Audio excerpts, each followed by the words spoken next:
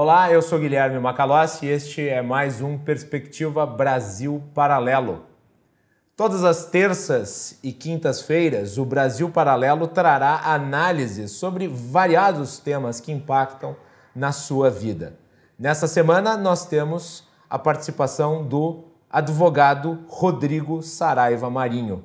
E nós vamos falar sobre por que o Brasil não é um país capitalista. Rodrigo, um enorme prazer tê-lo aqui conosco no Brasil Paralelo. Bem-vindo e boa noite. Prazer é meu, Guilherme. É um prazer imenso falar com vocês, bater um papo sobre como é difícil tentar pensar o Brasil como um país livre, um país liberal, e como eu acho que essa projeção a gente vai conseguir ver, eu e você conseguiremos ver isso, se Deus quiser, nos próximos anos.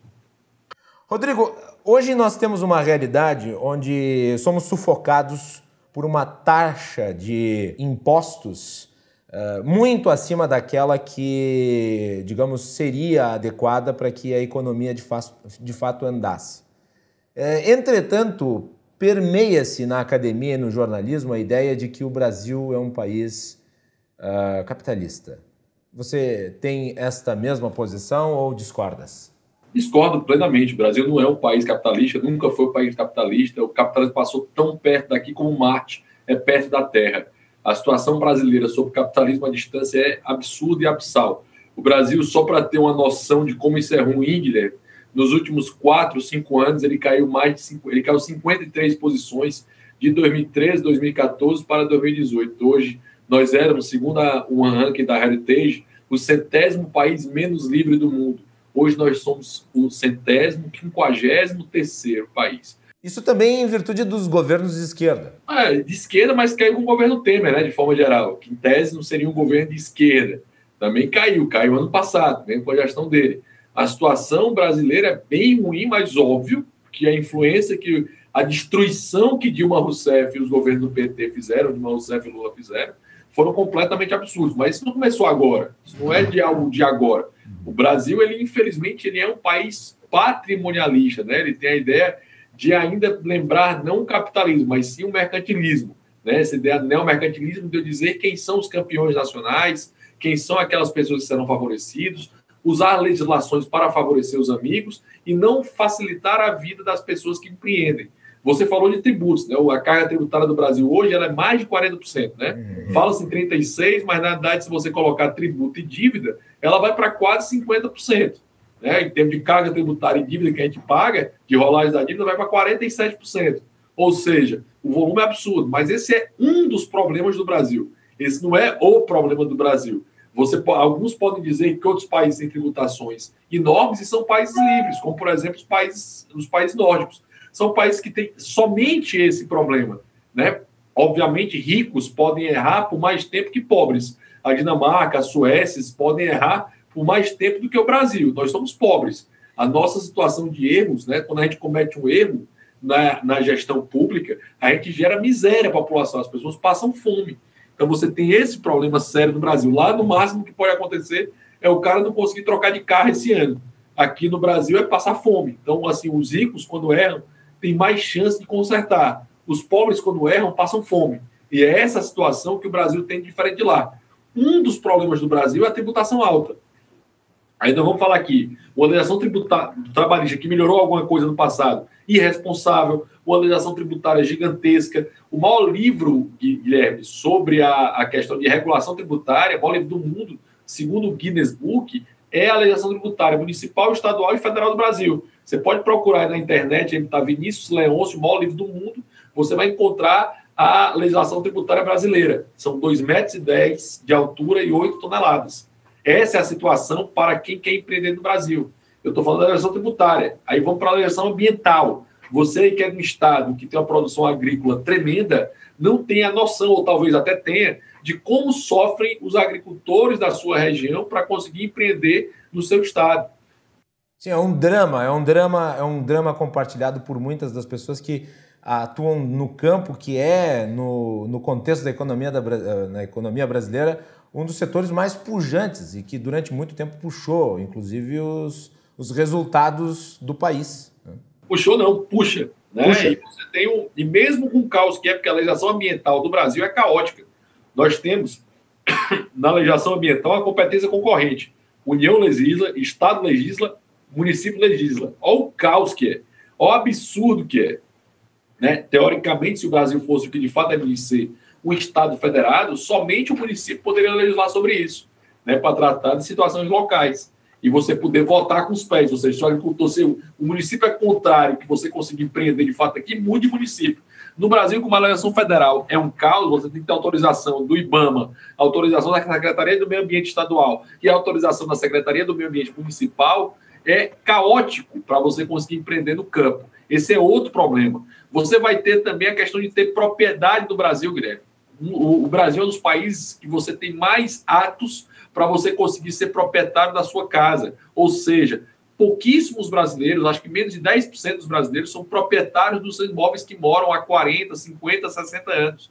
Com um detalhe, no Brasil você não pode usucapir bens públicos, como, por exemplo, aquele imóvel que foi... Caiu em São Paulo recentemente. Paulo é um exemplo clássico do imóvel que era abandonado pelo Estado, completamente abandonado pelo Estado, e as pessoas moravam lá já há vários anos e poderiam ter usucapido, ou seja, se tornado proprietários do seu imóvel.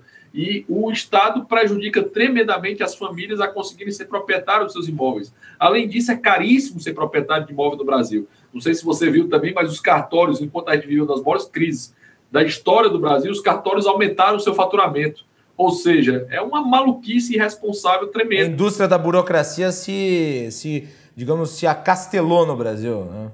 Ou seja, um dos problemas é o tributário. Um dos problemas. Aí você vai ter vários outros exemplos. Tu mencionasse legislações, a quantidade de legislações nível municipal também abunda.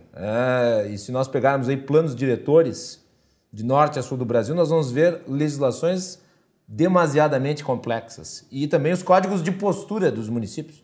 Eu moro no estado, nós moramos em estados que são relativamente grandes, né? O Ceará e o Rio Grande do Sul. São estados que têm muitos municípios. Eu acho que o Rio Grande do Sul tem mais de 200 municípios, é isso? Tem mais de 500, se eu não me engano. 500 e alguma coisa.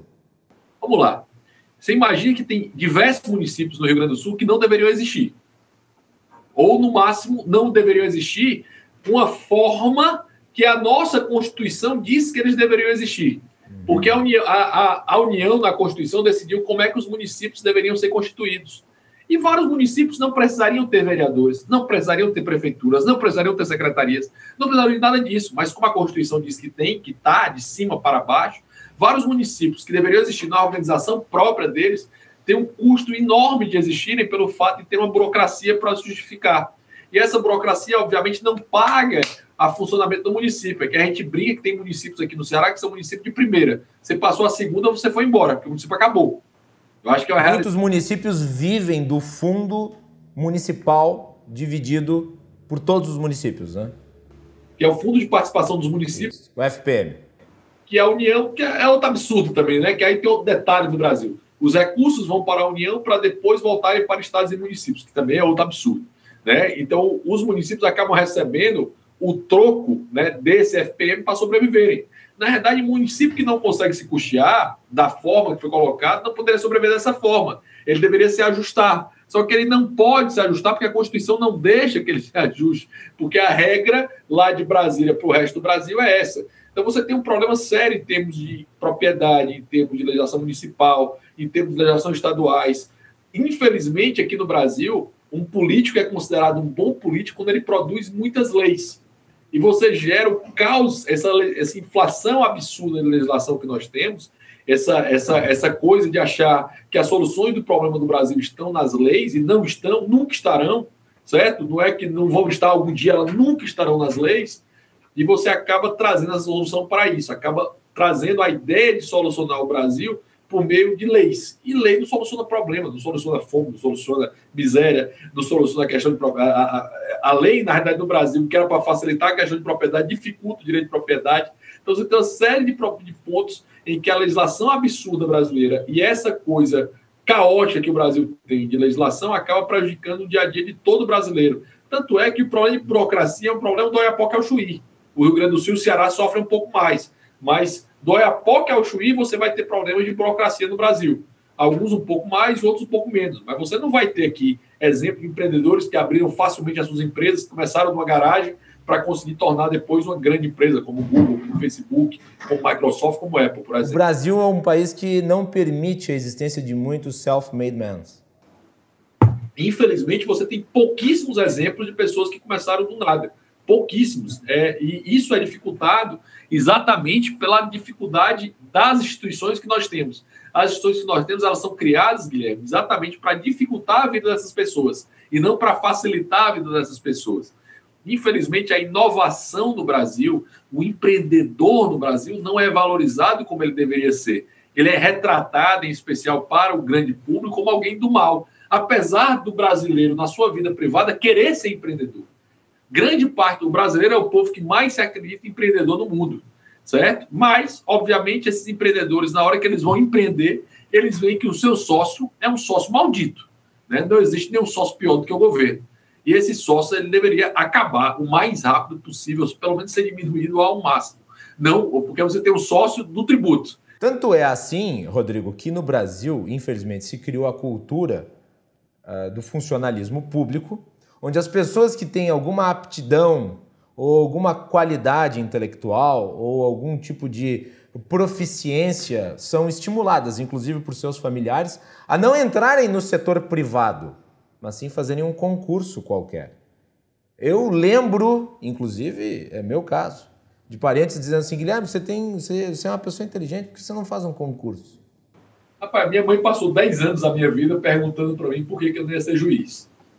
Eu disse, mas porque eu amo ser advogado e porque eu ganho mais como advogado. Até depois de 10 anos eu disse, eu ganho mais como advogado que como juiz. Aí ela baixou um pouquinho. Mas durante 10 anos da minha vida, minha mãe encheu o saco para ir para o concurso público. Tem uma brincadeira, a gente brinca aqui no Ceará que a gente tem uma escola fora do estado, viu, Guilherme? Nós temos uma escola em São Paulo. Essa escola se chama ITA, tá? O ITA de São Paulo é uma escola tipicamente cearense. Por quê? Mais de 60% dos alunos que são aprovados pelo ITA estudaram aqui no Ceará.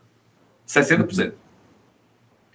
Só que esse pessoal era para voltar... pense no potencial que esse pessoal não tem, que são alunos brilhantes. Qual o potencial que esse estado que eu moro tem, se esses alunos de fato pudessem criar o que está na cabeça deles aqui no Brasil. Grande parte desses alunos, né, quase 80%, vão para fora do Brasil para fazer outra coisa, para trabalhar para grandes empresas fora do Brasil. Para não ter que pagar tanto imposto, para ter segurança pública, para ter uma série de coisas que não tem aqui, né? E 20% vai fazer concurso, porque vai ganhar bem e não vai ter que fazer muita coisa. Entendeu? Então você tem imagine a perda de mentes que o Brasil tem todos os anos. Nossas melhores mentes aqui do Ceará, em especial, as melhores mentes cearenses simplesmente vão embora, né? Porque eles não ficam aqui para gerar a possibilidade de desenvolvimento que esse Estado teria se essas mentes ficassem aqui no Estado, exatamente porque nós, os gestores, de forma geral, e nós permitimos, né? Não vamos jogar a culpa para o terceiro, né? Nós permitimos que chegasse ao caos legislativo, ao caos de gestão, ao caos de fiscalização. Os fiscais no Brasil, na realidade, tratam os empreendedores como grandes inimigos, né? Como se a conta não fosse paga pelos empreendedores. Estava trazendo essa mentalidade, afastando as nossas melhores mentes, que deveriam estar aqui. Rodrigo, nós mencionamos aqui centralização de recursos em Brasília, excesso de burocracia, profusão de leis, tributos em quantidade excessiva. E daí vem a pergunta: dá para dizer que o Brasil é um país socialista? Eu não vou dizer que ele é socialista, porque os meios de controle, assim, sendo dentro do conceito socialista, o meio de controle de produção não está no Estado, tá? Então não dá para dizer ainda que é socialista.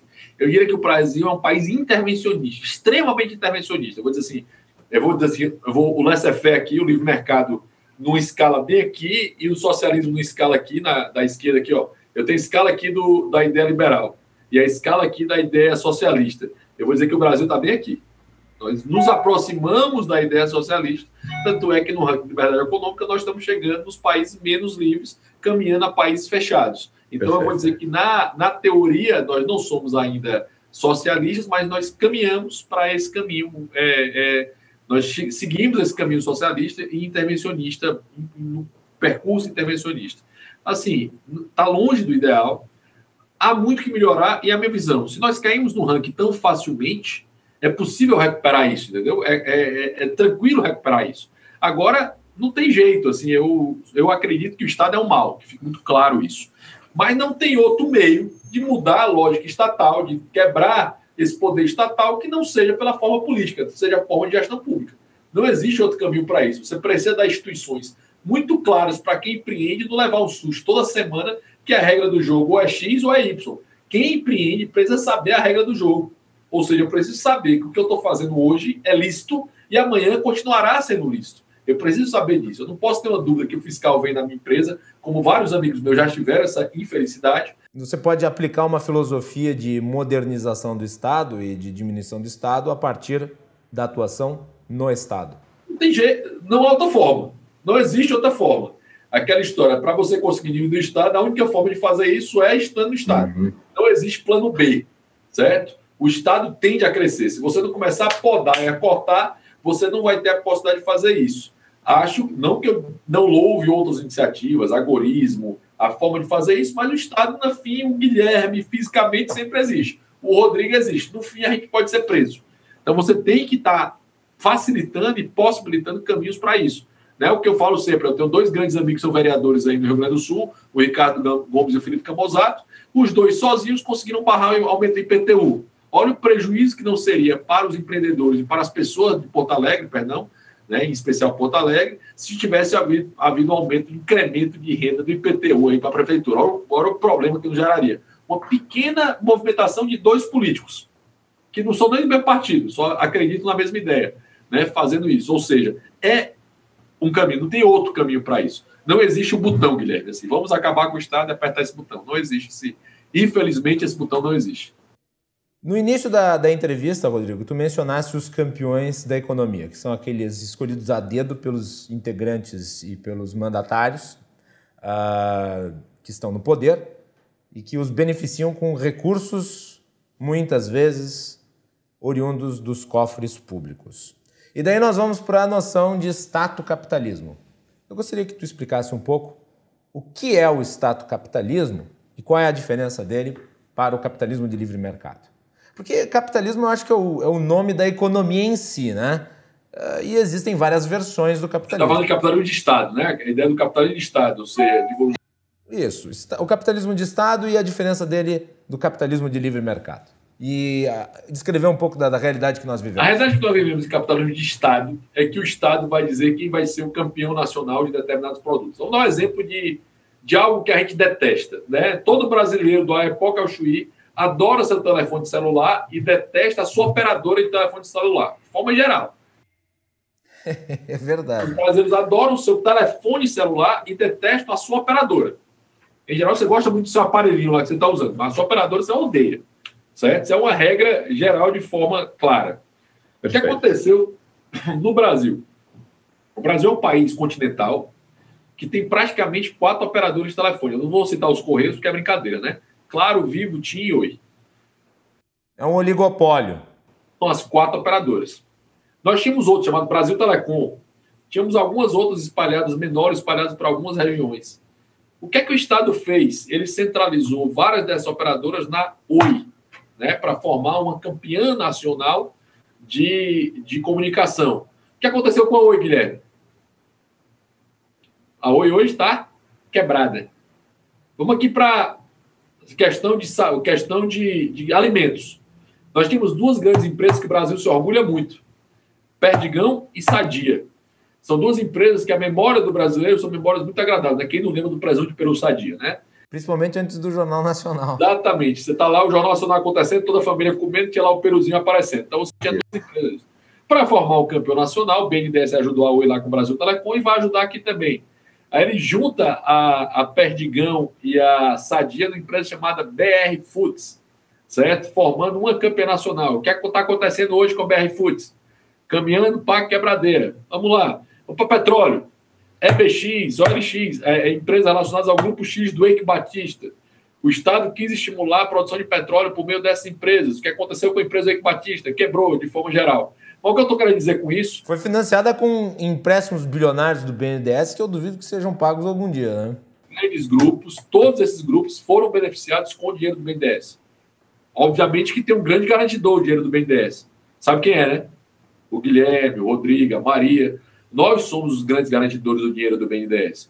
Ou seja, quando o desgraçado do Hugo Chávez lá não paga a conta absurda que ele deveria ter pago, né, que obviamente o nosso, quem garantiu o empréstimo para aquele desgraçado fomos nós, né, os brasileiros, ou seja, o Fundo de Amparo de Crédito, né, o FAT, Fundo de Amparo do Trabalhador, é quem vai pagar a conta lá do $1 bilhão, $1 bilhão de reais que o Hugo Chávez não pagou a gente. Mas o que eu estou querendo dizer é construir metrô em Caracas, quando cidades como São Paulo, Rio de Janeiro e Porto Alegre têm terríveis dificuldades de logística porque não têm condições de transporte público.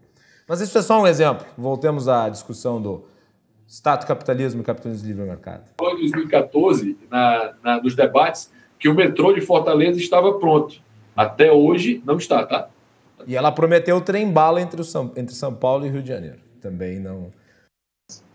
Todos esses grandes empreendimentos tinham como característica dinheiro do Estado, dinheiro do BNDES. Né? E aí, uma vez eu estava no Comped, que é um congresso, essa história é interessante, eu estava no congresso, que é um congresso de pós-graduações do direito, de forma geral, de professores de direito, eu estava nesse congresso e eu estava apresentando o meu paper lá era sobre que o salário mínimo prejudicava os mais pobres e os menos qualificados. Imagine os professores esquerdistas como é que eles não gostaram disso, né? Que eu consigo provar que o salário prejudica é algo eminentemente racista, o salário mínimo que prejudica, em especial, os negros, os mais pobres e menos qualificados. E aí e eu fiquei na discussão e alguém estava falando sobre o BNDES, como o BNDES era importante para o desenvolvimento do Brasil. Eu perguntei, peraí, se a Venezuela não nos pagar, perguntei na época, há 5 anos atrás, se a Venezuela não pagar, quem vai pagar essa conta? Aí o cara disse, não, mas tem garantia. Garantia de quem? Aí eu disse, tem, o Estado. Nós estamos, o povo, nós garantimos. Se ele não pagar, a gente paga.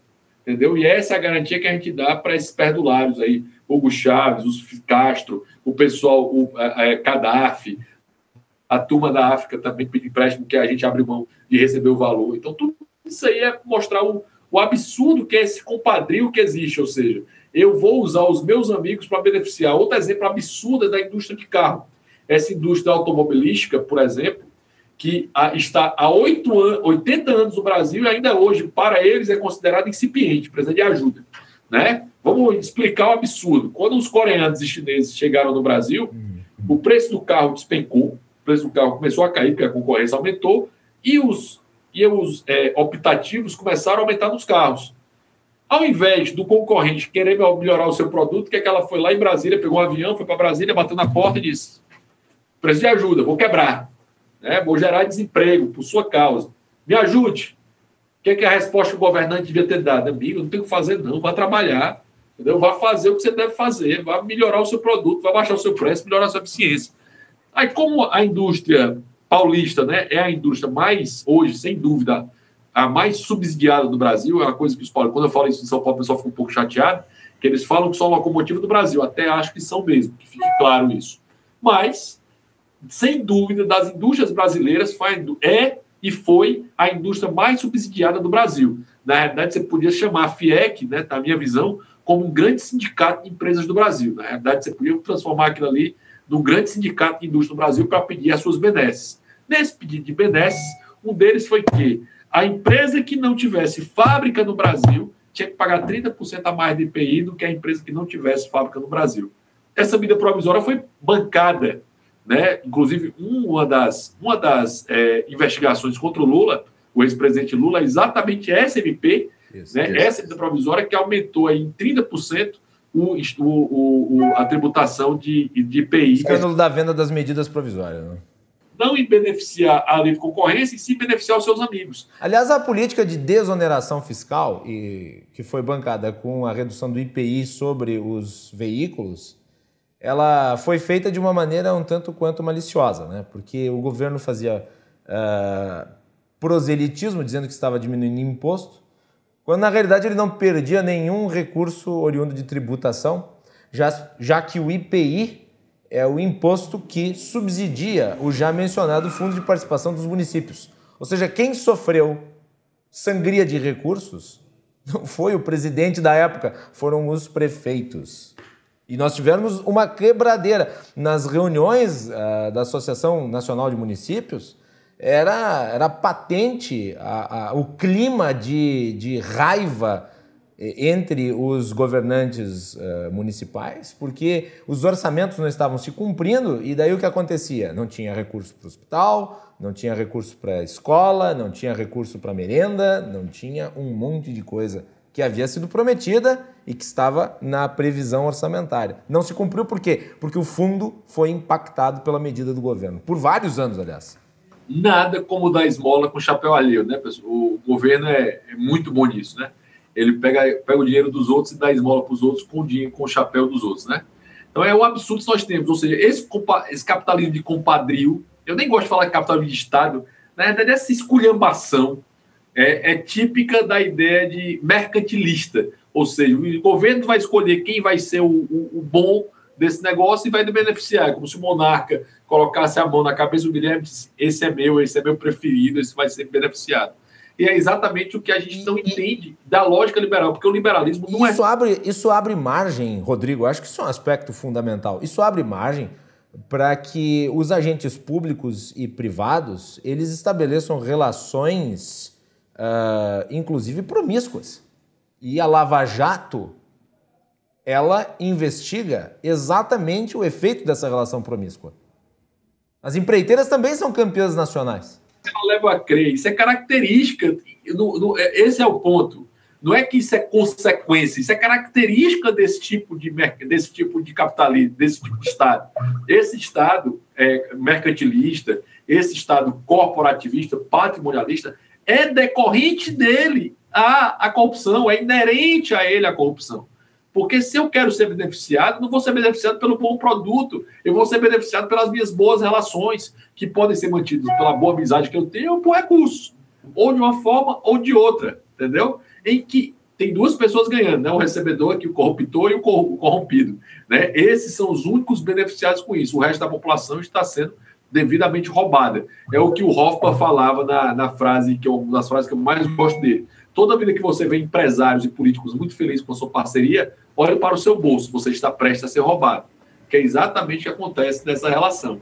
Então, é absurda a situação que você vai ter nisso e a consequência do funcionamento desse tipo de compadrio, né, desse tipo de campeões nacionais. Ou seja, coloca a mão no Guilherme, o Guilherme é meu aliado, o Guilherme é meu amigo, e eu vou beneficiá-lo por isso. E é uma coisa que o pessoal às vezes se perde. Liberalismo não é só econômico, liberalismo é político. A ideia de rule of law, de império da lei, é a base da política liberal, do Estado de Direito.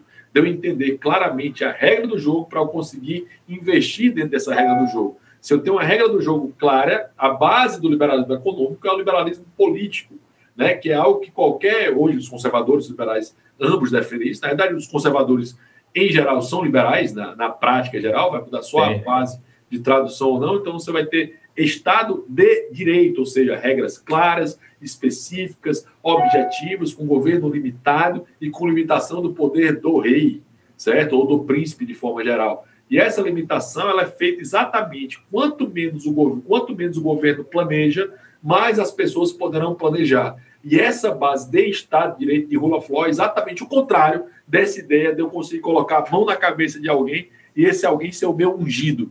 Isso não pode acontecer na ideia de Estado de Direito. Muito bem. Rodrigo, eu gostaria de lhe agradecer enfaticamente a sua participação aqui no Brasil Paralelo e eu lhe deixo com a última palavra. Obrigado.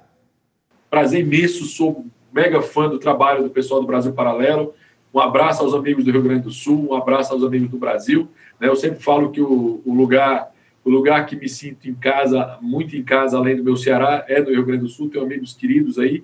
Infelizmente, nesse último ano, eu recebi uma notícia muito ruim enquanto estava aí. Meu pai faleceu no último dia 8 de abril, por isso que não lhe vi no Fórum da Liberdade. Meus sentimentos. Obrigado, querido. A vida precisa seguir. Eu deixo aqui homenagem ao seu Célio. Um grande abraço e um prazer imenso falar contigo, Guilherme. Ele certamente tem muito orgulho de você. Obrigado, querido. E este foi mais um Perspectiva Brasil Paralelo. Lembrando aos nossos seguidores e membros que todas as terças e quintas-feiras nós temos conteúdo exclusivo do Perspectiva Brasil Paralelo para você que nos acompanha. Às terças-feiras, esse conteúdo é fechado para os membros. nas quintas-feiras, aberto para o público. Nós nos vemos na próxima edição. Até mais.